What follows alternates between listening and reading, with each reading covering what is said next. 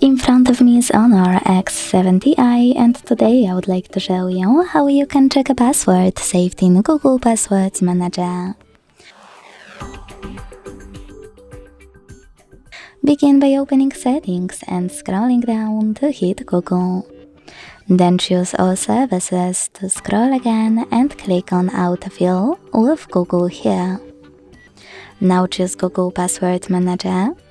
Select the password you wish to check and enter your current login method to access this eye icon. This way you can make your password visible for you. Thanks so much for watching. If you enjoyed this video, don't forget to leave a like, comment and subscribe. Bye!